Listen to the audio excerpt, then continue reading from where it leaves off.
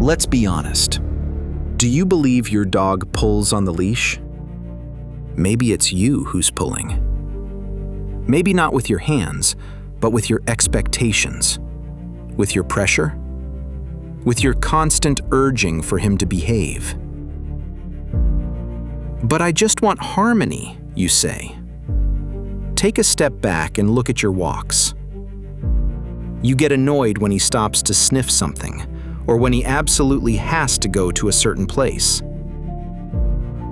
The phrase, "I want harmony with my dog," has become a kind of mantra. Hardly anyone doesn't say it. It sounds good. It sounds peaceful. It sounds like a relationship. But in reality, for most people, it remains just that. A claim. Harmony doesn't come from wishful thinking. It comes from mindful living. That's exactly why we need to talk about leash training today. We have to ask ourselves, what exactly do we mean by this? Is it just about not pulling? Or is it about more than that? Maybe it's about voluntary closeness instead of forced control. Stick with me. In this episode, you'll get a clear definition of leash training and a new perspective on yourself, your dog, and your connection. Soul of a Dog, Mirror of a Man. A podcast inspired by the book with the same name, written by Andreas Wojtaszek. Milla and I were in the park. It was the kind of morning only late fall can produce. The sky hung low, as if it was secretly listening to the people. The fog had softened the park's contours. Somewhere amidst these blurred edges, a man walked his dog. The leash was very short. He held the leash tightly in one hand and held a cigarette in the other. His shoulders slumped, and his gaze revealed that he was deep in thought. The dog, still quite young and full of energy, tried to run to the left. A slight twitch went through the leash. The man clicked his tongue. "No, come on," he said angrily. "Now do your business." He simply walked on, without looking back, without looking at the dog. I remember exactly how I stood there at the time.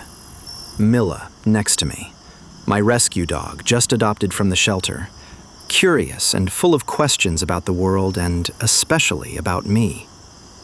I saw the two of them in front of us, the man with the short leash, the blank expression, and the dog trying to belong somewhere. And I felt something tighten inside me. It wasn't to condemn him inwardly. It was because I felt compassion for the dog, for the human, and for all the lost moments when the dog had asked, but no one had listened. When he wanted to sniff, but was dragged along. When he had something to say, but only received correction. All of those small, overlooked moments when a real connection could have been made if only someone had stopped and looked. This is exactly why we need to talk about leash training. Not as a technique, but as a relationship. After all, how many dogs are out there walking on a lead, but with no bond with their human? How many people pull their dog, but don't work on the connection? I watched the two of them walk past us, the lead between them like a tightrope, taut and wordless. And I asked myself, what kind of togetherness is it when you walk next to each other, but not together? I could have asked the man, what is your goal when you walk your dog on a lead like that? And I bet he would have said, well, that he doesn't pull. I would have nodded, because this answer comes so often and because it says so much, not about the dog, but about the image that people have of walking on a lead. Do not pull. That is important, but not everything. As if it wasn't about relationships, togetherness, and trust. It's just about the absence of resistance. A rather strange attitude and definition, isn't it? And that's exactly the problem. Because if we define leash training only as not pulling, we forget everything else. We forget what the dog is feeling right now, what he needs, what he sees. We forget that he is on the move too, that he has questions about the world, that he walks through the environment with open senses that are much sharper and therefore much more penetrating than ours, and that we give him nothing except rules. And if we think about where this idea of simply not pulling leads, if you think it through to the end and mercilessly enforce it on your dog, then you can also observe this in real life. I experience this very often. What about you? Does your dog pull on the leash? And when it happens, how do you respond? I'd love for you to share your experience in the comments. Your story might be exactly what another dog owner needs while they're still struggling with this challenge. Let me start with a small encounter from my neighborhood, one that stayed with me. I remember a conversation with Emily and her dog Zelda from our neighborhood, a Doberman bitch. Perfectly aligned, clear posture, looking ahead. That's how she walked next to her. Disciplined, obedient, and quiet. At some point, I asked Emily, "How is Zelda doing?" Emily looked at me, a little irritated. "What do you mean?" I repeated quietly, "Does she like going with you, or is she going because she has to?" She didn't answer right away, and her gaze softened. I honestly don't know what she was thinking, but I do know that many dogs just work. They walk at heel.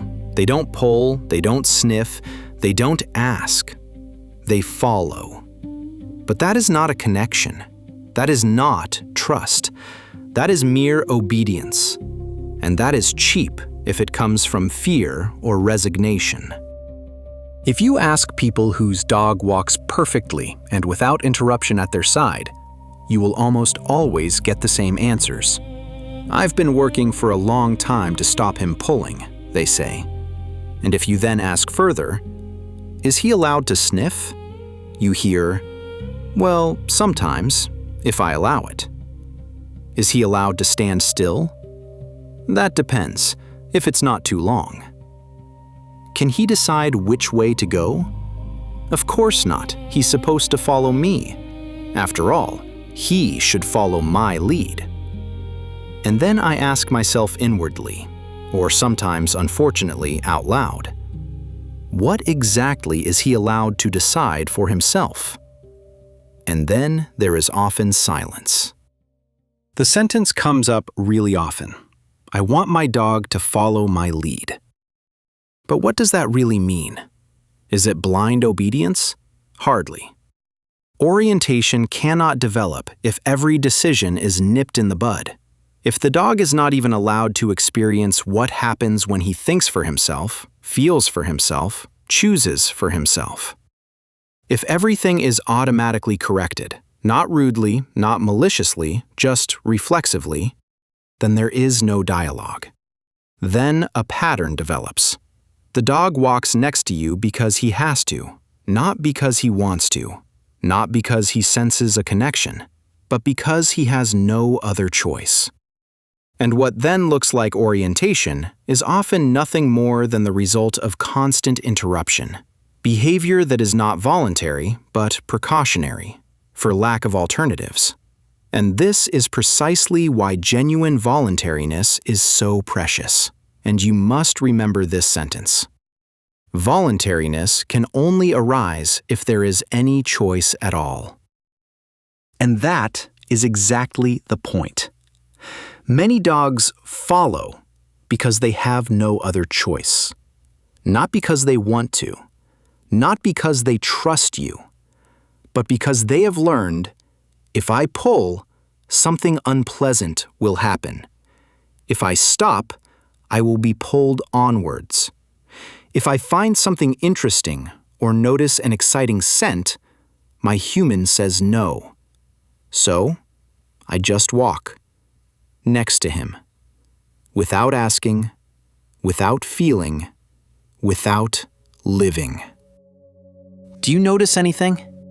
There's a real misconception that persists, namely that walking on a lead means that the dog should constantly look at you, all the way through your walk every day. He should stay right next to you, not sniffing, not stopping. Always be ready to react immediately when you change direction, even without a command. And I say, that's not leash walking. That's horror. That's permanent obedience, and it's totally unfair. So when we see all this, the misunderstanding of leadership, the suppressed freedom of choice, this permanent, undefined state in which so many dogs live, then at some point, the question inevitably arises, how can it be done differently? How exactly should I do it now? How can it be fair? This is exactly where I would like to show you my way. I think it's a clear, simple, and at the same time profound framework that doesn't consist of techniques, but of attitude and clarity. And if something in this perspective touches you, leaving a small sign, like liking this video, helps it find its way to others who may be standing at the very same crossroads. So now let's get started. The most important thing you need to understand. For me, there are exactly two states, and I mean that literally, only two. Either my dog Milla is in obedience, then she knows that, then I said it loud, clear, and friendly. Heel, unambiguous, reliable, trained. Or she is free, even on the lead. Then she can decide for herself. Then she can sniff, mark, stop, go back a bit, and yes, even run ahead. No, dear alpha dog trainers, the dog doesn't want to take over the world. Don't worry. So if she's not in heel, then she can just be a dog. The only thing I expect in this state, she should independently ensure that there is no permanently taught leash. That's it. And for me, this is where the real art lies. Not in permanent management, but in the ability to clearly separate states from one another. So either there is the heel state, which you meticulously enforce with your dog, or the okay state, where there are no rules except that the lead must not be permanently taught and you must empathize with the dog. Think for yourself about what it's like between you and your own dog. Because many dogs live in this undefined, permanent in-between. It's not a real heel, but it's not a real okay either. It's just a vague, be good, please me, and meet my current definition of walking on a lead. But what does that actually mean? Not pulling? No sniffing? Not stopping? Not changing direction? Or only sometimes? Or only when someone is watching? Have you ever really thought about how exactly your dog should walk on the leash when he is not in heel, meaning free in his decisions? Make sure you do, because this lack of clarity is toxic for your dog and for your relationship. Because it means my human is not communicating. He expects without explaining, and your dog tries to guess what's going on, and if he is wrong, he will be corrected. Perhaps not harshly, but clearly recognizable for him, and at some point, your dog will become cautious. Because he has learned that any decision he makes could be wrong. He knows that sniffing interferes, that hesitation interferes, that being proactive interferes, and at some point, his mind goes blank. Because everything that constitutes being a dog is no longer desired. The dog no longer asks questions, not because he has understood everything, but because he simply can't expect anything anymore. I really see this so often. Dogs with tired eyes, walking at a leisurely pace, running alongside their human. And when they want to sniff a tuft of grass, they are pulled along without a word, or with a harsh, "Come on, keep going, now you have to do your business."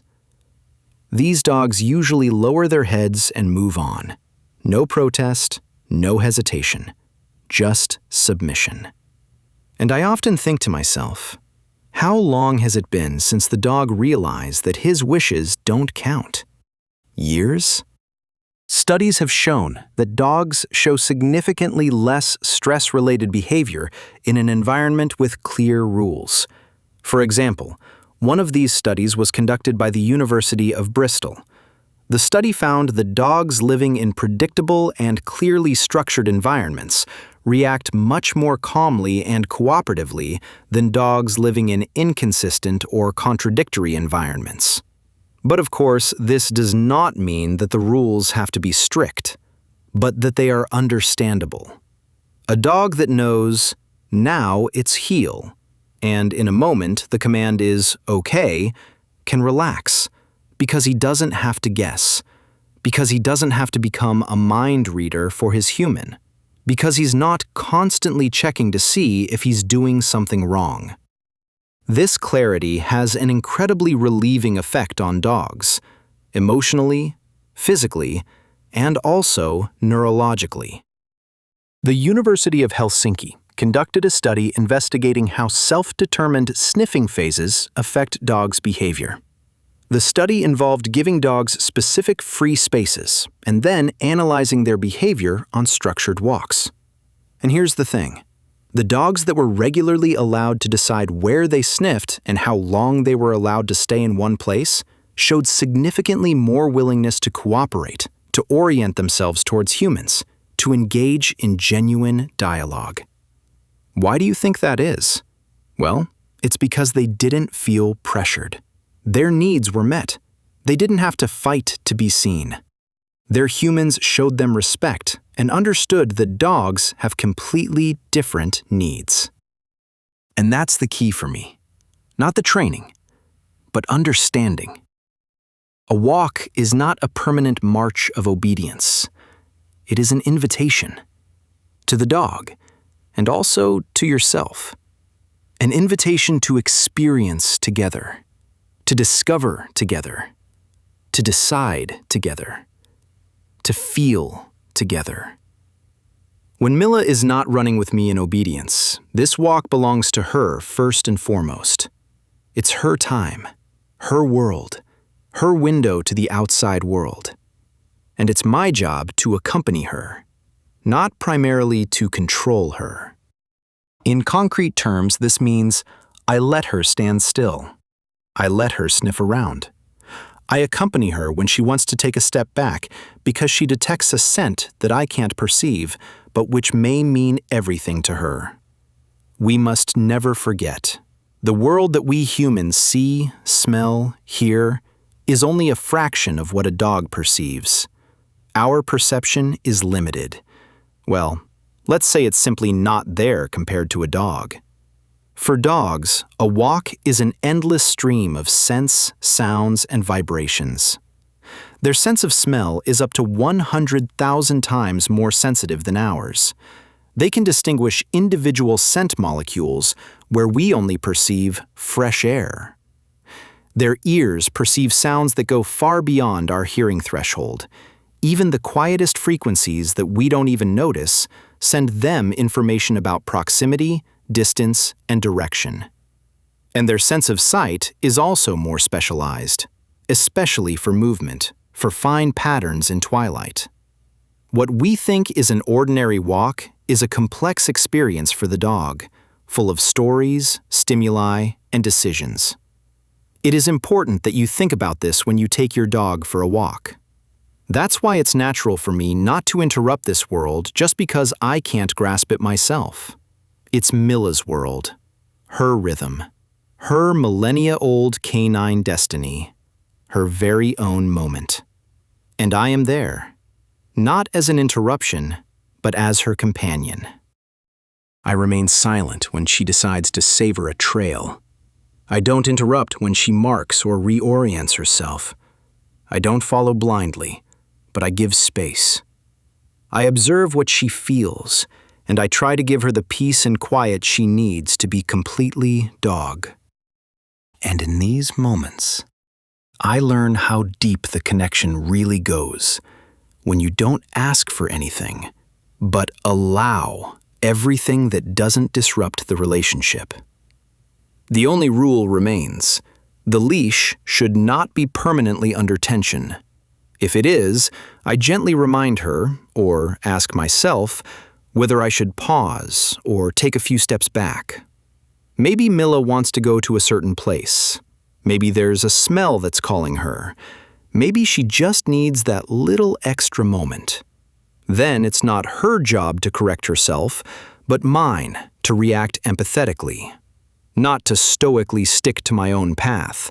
Not to be unyielding in my "I decide the direction" attitude. But rather a togetherness. A constant empathic weighing up. A quick glance. An inner nod. And, sometimes, a step to the side. Not because I follow, but because I understand. However, it's equally important to note that Milla doesn't have to correct every pull herself. Sometimes I also have to address it clearly, not as a punishment and not in anger. Rather, I do it clearly and unambiguously. If Milla is in a free state and the leash is permanently under tension, I use a significantly, clearly spoken "hey," followed by a short leash impulse. I signal with my body language, not like this. Not as a power play, but as a boundary. And I wait. Not with pressure, but with clarity. As soon as she backs off, I praise her, and we move on. No drama, no pulling on the leash, no emotional aftershocks. Just a respectful reminder. I see you, but we have an agreement. And when I demand it, I don't do it out of bossiness, but out of responsibility. What must also be kept in mind is that the dog should not be constantly pulled on the lead in order to force it in a certain direction. This method is not only ineffective, it can also be harmful. Behavioral biology studies, including those by Dr. Patricia McConnell, show that this approach can lead to psychological stress, insecurity, and so-called learned loss of control in dogs. A dog that is constantly being pulled loses the willingness to voluntarily participate. It does not feel led, but manipulated. The 2011 study by Rooney and Cowan also shows that dogs that are predominantly led by physical coercion are less likely to make voluntary eye contact and are less cooperative. This is exactly what breaks the connection, because real relationships do not live from coercion, but from togetherness. The leash must never become an instrument of frustration and pressure. It must always remain an expression of respectful dialogue. And if this way of thinking resonates with you, subscribing to this channel is simply a way of staying in this dialogue, of continuing the shared search for understanding. Because this is where it always begins. Leash training starts with clarity, not only for the dog, but first and foremost, for you. If you want your dog to be relaxed and attentive on the lead, he needs a clear structure. First of all, you should realize that there are only two states. Either your dog is in submission, for example in the heel command, or he is free, even if the lead is on, the OK command.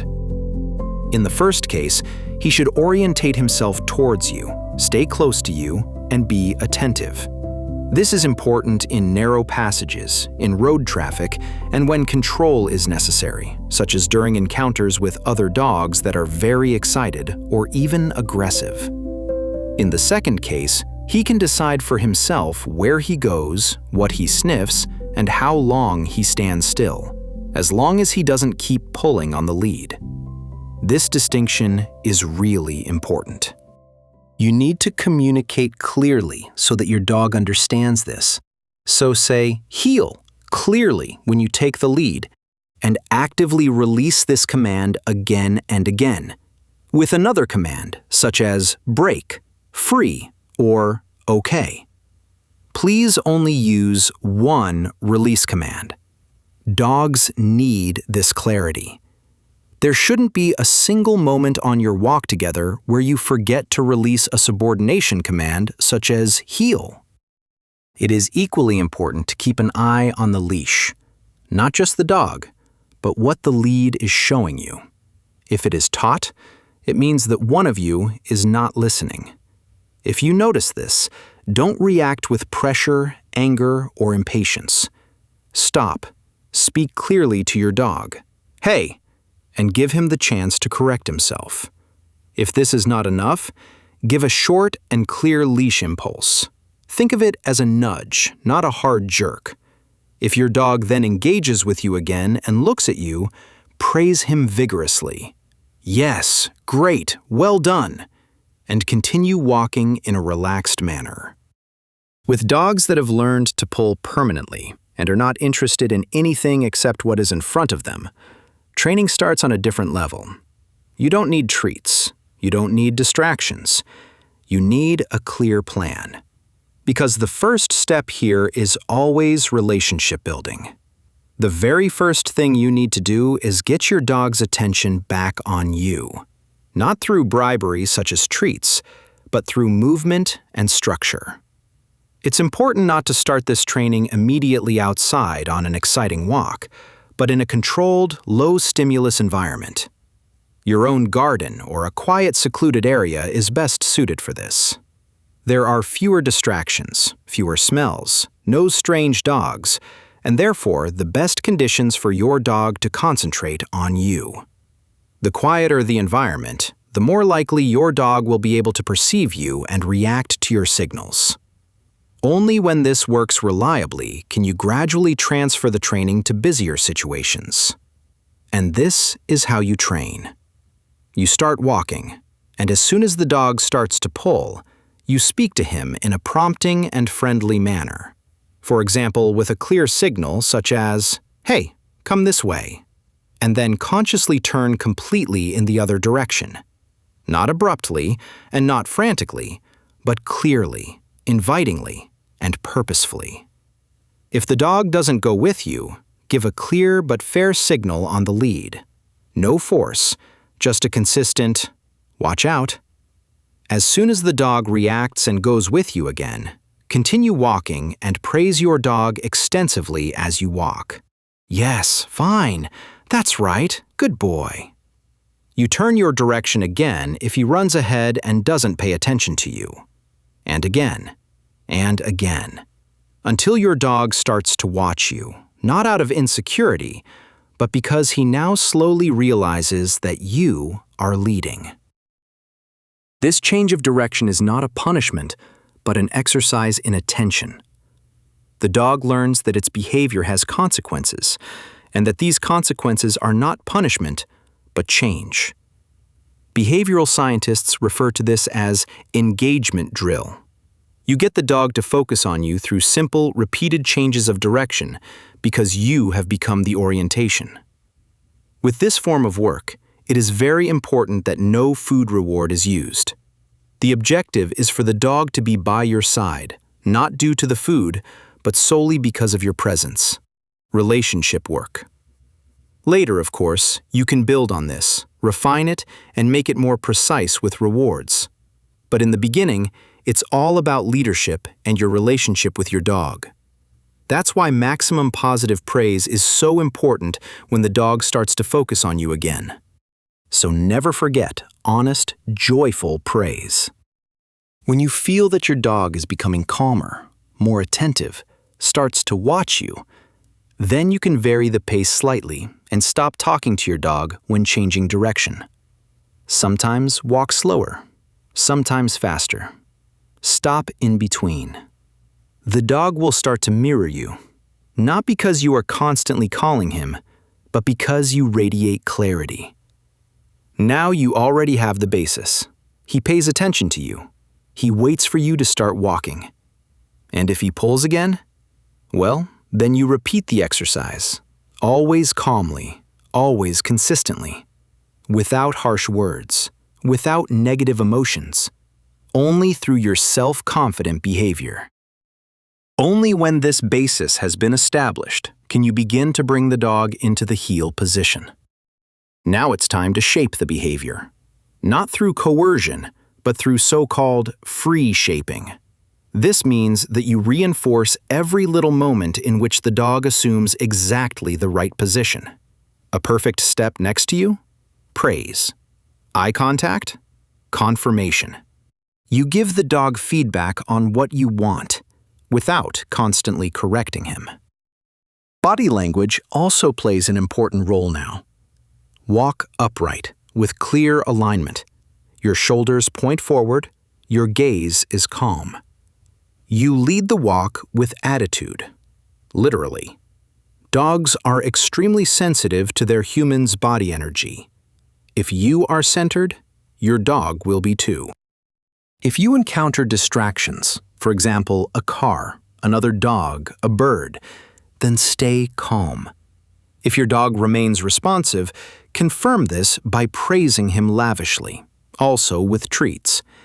If he drifts off, catch him again, without scolding, without pulling, but with a clear, fair leash impulse and a, "Hey, heel!" Think of the analogy with nudging to find the right level of energy for the impulse. Always remain calm and clear.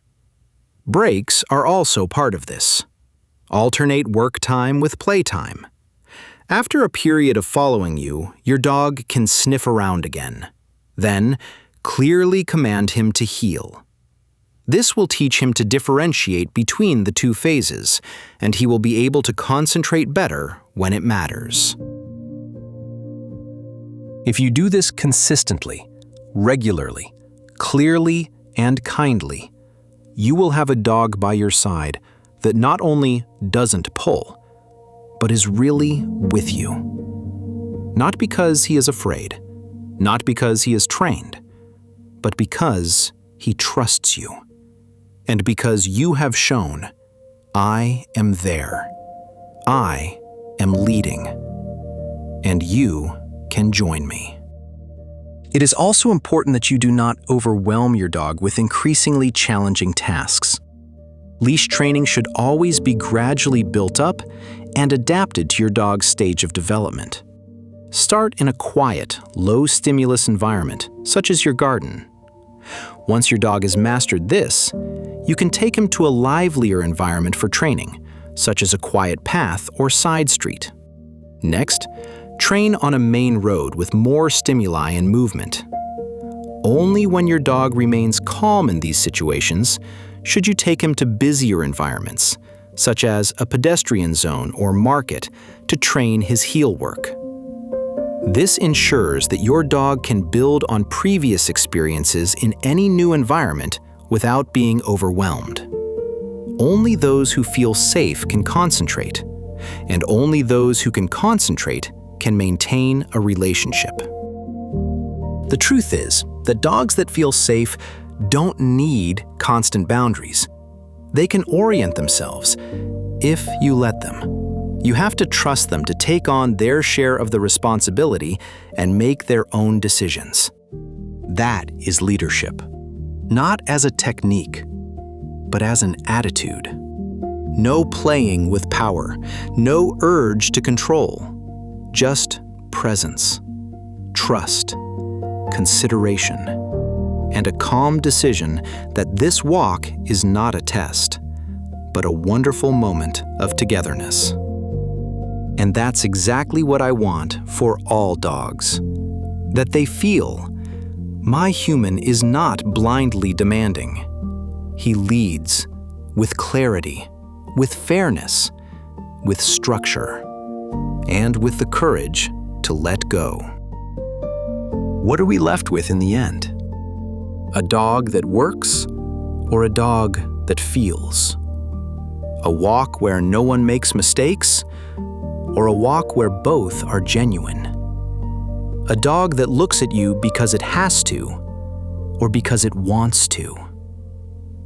The leash between you is just a symbol for many things.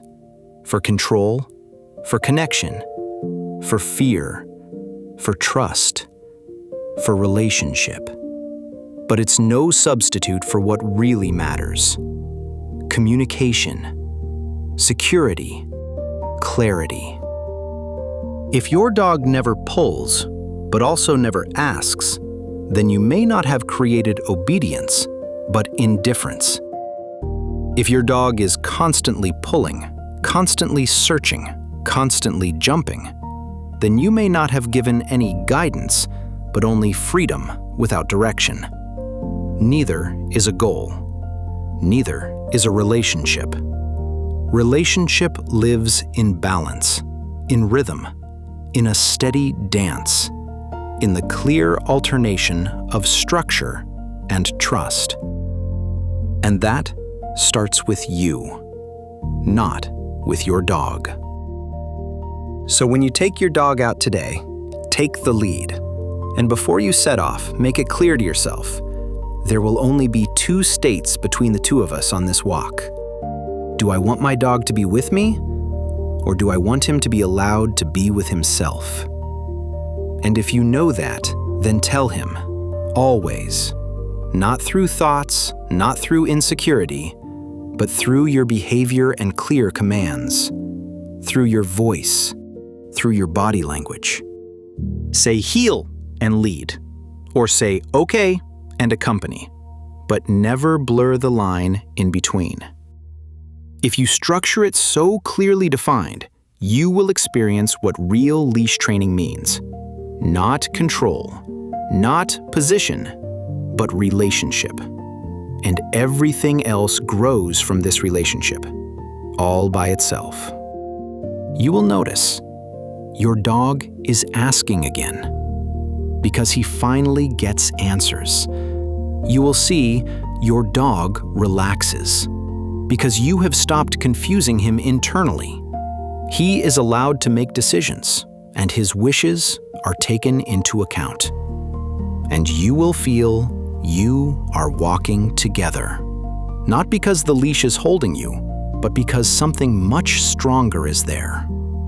A ribbon, out of clarity, out of trust, and from the deep knowledge, I am here, and you are there. And that is enough. Soul of a Dog, Mirror of a Man. A podcast inspired by the book with the same name. You can find the book on Amazon.